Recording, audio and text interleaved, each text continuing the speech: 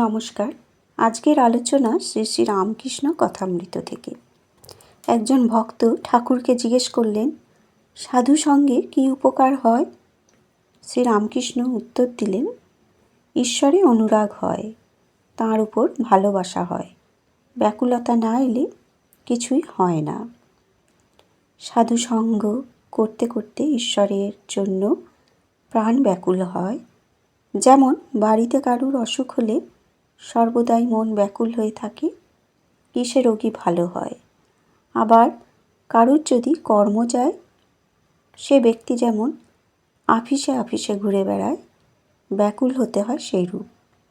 যদি কোনো আফিসে বলে কর্ম খালি নেই, আবার তারপর দিন এসে জিজ্ঞাসা করে, আজ কি কোনো কর্ম খালি হয়েছে?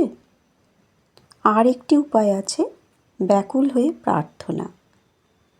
তিনি যে আপনার লোক, তাকে বলতে হয়, তুমি কেমন, দেখা দাও। দেখা দিতেই হবে। তুমি আমাকে সৃষ্টি করেছ কেন? শিখরা বলেছিল ঈশ্বর দয়াময়। আমি তাঁদের বলেছিলাম, দয়াময় কেন বলবো? তিনি আমাদের সৃষ্টি করেছেন যাতে আমাদের মঙ্গল হয়।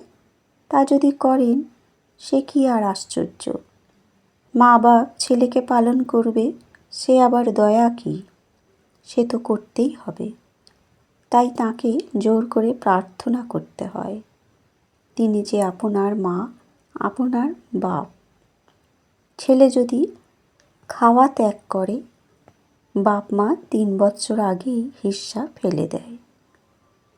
আবার যখন ছেলে পয়সা চায় আর পুনঃ পুনঃ বলে, মা তোর 2টি পায়ে পড়ি, আমাকে 2টি পয়সা দে, তখন মা বেজার হয়ে তার ব্যাকুলতা দেখে পয়সা ফেলে দেয়।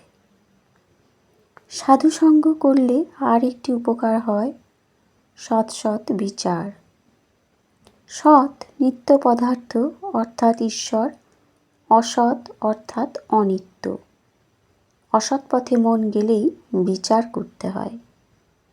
হাতি পরের কলা গাছ খেতে সুর বাড়ালে সেই সময় মাহুত ডাঙস মারে।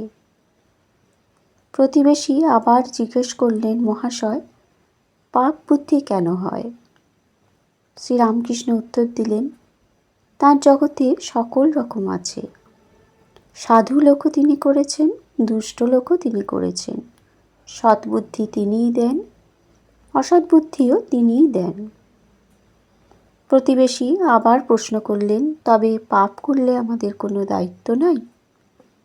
শ্রীরামকৃষ্ণ উত্তর দিলেন, ঈশ্বরের নিয়ম যে পাপ করলে তার ফল পেতে হবে। লঙ্কা খেলে তার ঝাল লাগবে না? সেজবাবু বয়সকালে অনেক রকম করেছিল, তাই মৃত্যুর সময় নানা রকম অসুখ হলো। কম বয়সে এত টের পাওয়া যায় না। কালীবাড়িতে ভোগ রাঁধবার সময় অনেক সুন্দরী কাঠ থাকে। ভিজে কাঠ প্রথমটা বেশ চলে যায়, তখন ভিতরে যে জল আছে টের পাওয়া যায় না। কাঠটা পোড়া শেষ হলে যত জল পেছনে ঠেলে আসে, ও ফ্যাঁচফোঁচ করে উনুন নিভিয়ে দেয়।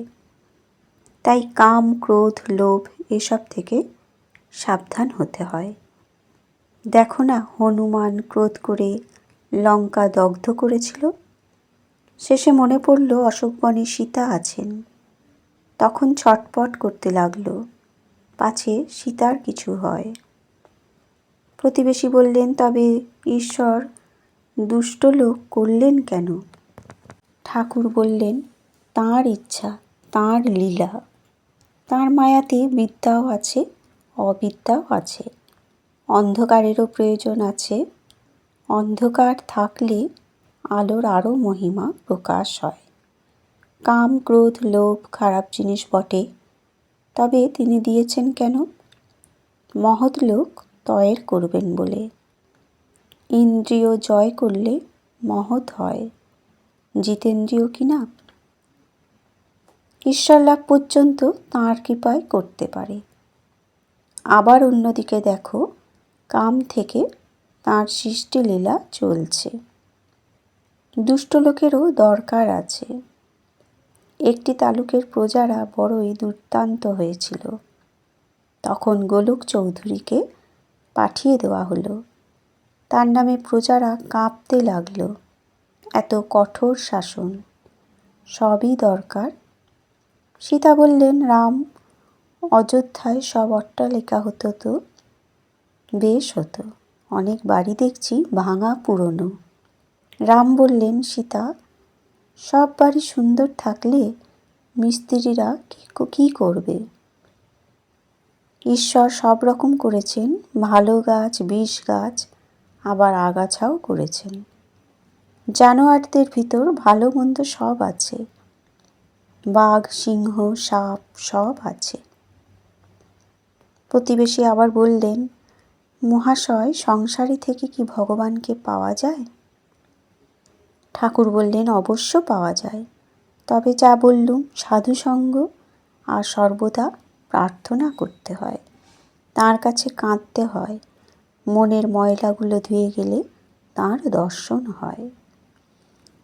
বন্ধুরা, আজকের আলোচনা এ পর্যন্তই। ধন্যবাদ।